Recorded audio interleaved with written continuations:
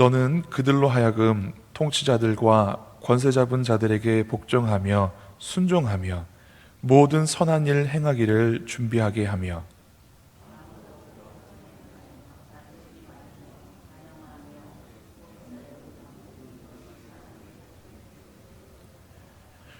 우리도 전에는 어리석은 자요 순종하지 아니한 자요 속은 자요 여러 가지 정욕과 행락에 종노릇한 자요 악독과 투기를 일삼는 자요 가증스러운 자요 피차 미워한 자였으나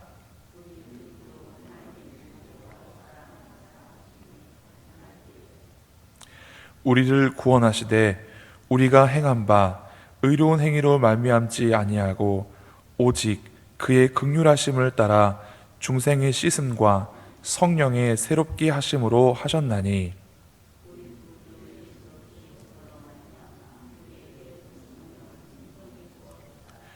우리로 그의 은혜를 힘입어 의롭다 하심을 얻어 영생의 소망을 따라 상속자가 되게 하려 하심이라.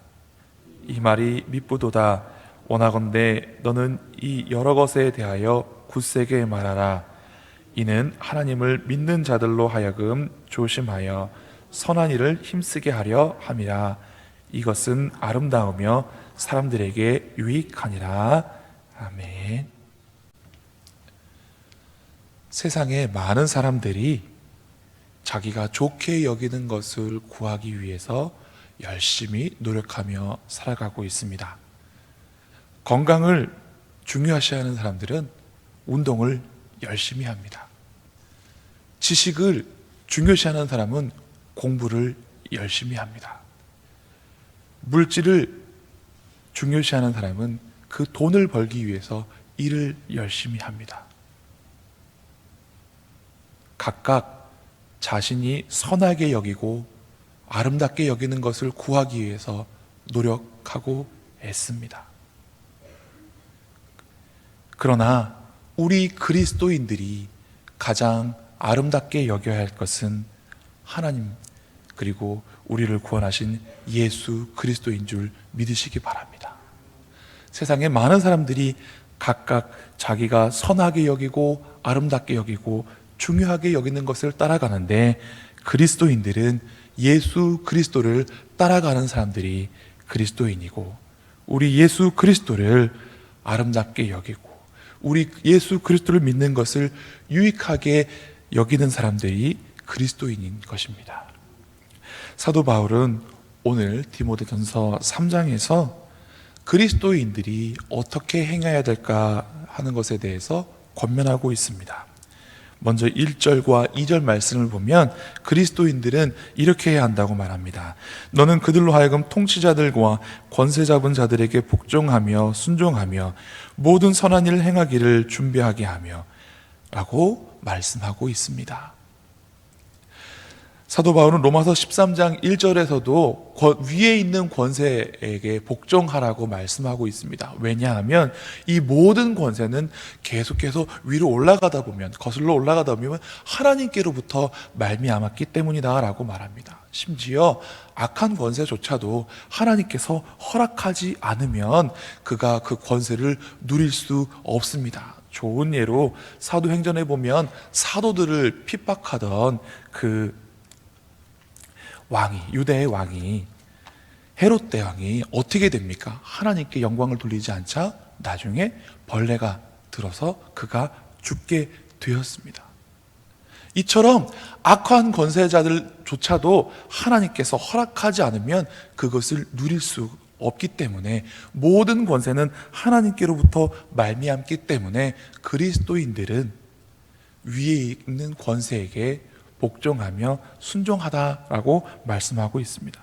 그리고 디모데에게 말할 때는 이렇게 함으로써 그들을 위해서 기도함으로써 우리가 평안한 가운데 신앙생활을 할 수 있는 유익이 있다라고 말씀하고 있습니다. 그리스도인들은 이 땅에 살지만 하늘나라의 삶을 살고 있는 사람들이 되어야 합니다. 우리는 이 땅의 것과 부딪히는 사람이 아니라 이 땅의 것을 거스르는 사람이 아니라 하늘을 사는 이 땅의 것을 초월하여서 살아가야 되는 사람들이기 때문에 이 말씀이 우리에게 어려움이 될 수 없습니다. 우리는 하늘 시민권 가진 사람들입니다. 이 땅을 초월해서 살아가는 사람들이 되어야 하는 것입니다. 그래서 이 땅의 권세가 악하든지 이 땅의 권세가 어떻든지 우리는 선한 삶을 살 수 있어야 하는 것입니다. 그것이 하나님을 기쁘시게 하는 것입니다.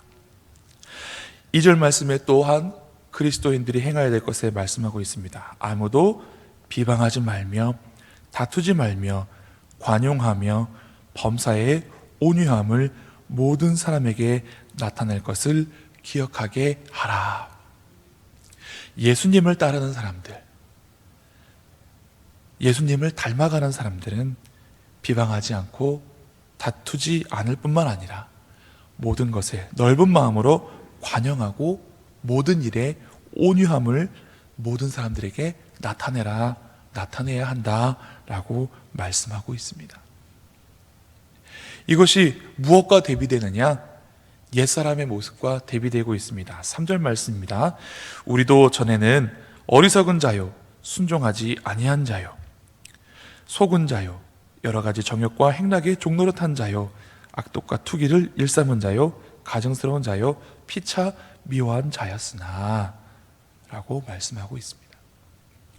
여러분, 우리나라 기독교 초기에 김익두 목사님이라는 분이 계셨습니다.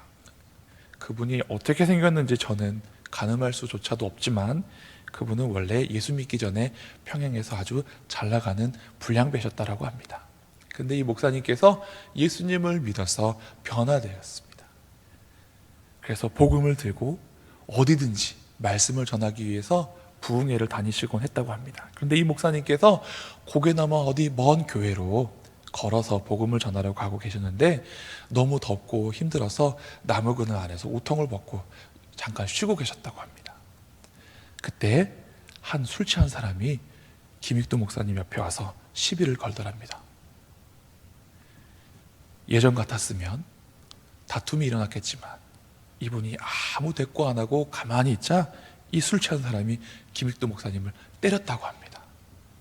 말없이 있다가 맞기 시작했는데 한참을 그렇게 맞다가 이 사람이 지쳤는지 멈췄습니다.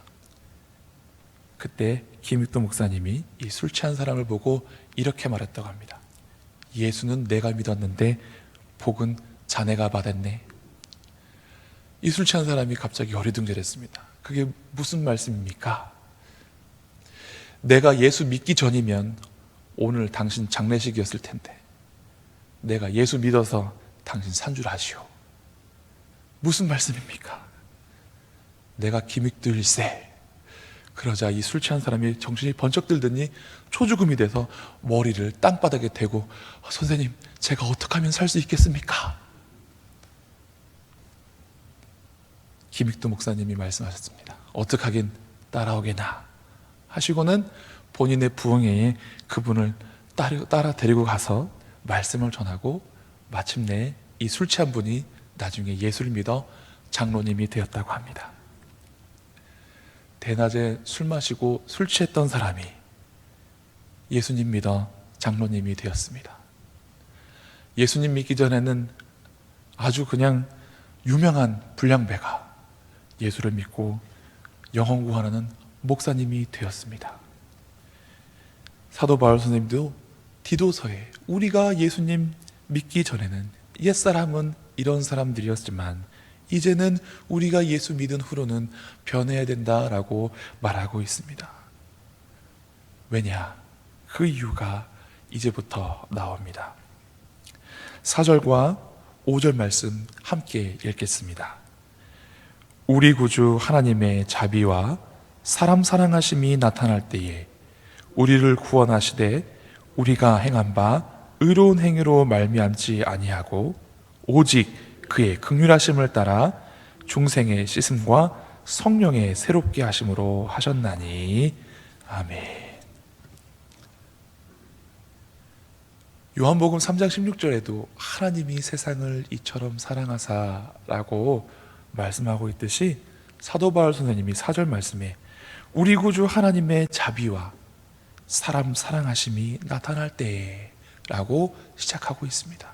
하나님의 구원은, 우리를 구원하신 그 구원은 사람을 사랑하시는 것에서부터 시작하고 있고 하나님의 자비로움에서부터 시작하고 있습니다. 5절 말씀에 우리를 구원하시되 우리가 행한 바 의로운 행위로 말미암지 아니하고, 우리의 구원은 우리의 행위로 말미암지 않습니다. 우리의 구원은 오직 여기 말씀하신 것처럼 오직 그의 긍휼하심. 오직이라는 단어가 굉장히 중요합니다. 구원이 어디로부터 말미암는가? 오직 하나님께로부터 말미암습니다. 우리에게 구원받을 자격이나 조건이나 무엇이 주어진 것이 아니라 오직 하나님께서 선하시기 때문에, 오직 하나님께서 우리를 사랑하시기 때문에 오직 긍휼하심으로, 하나님의 긍휼하심으로 우리가 구원을 받았다.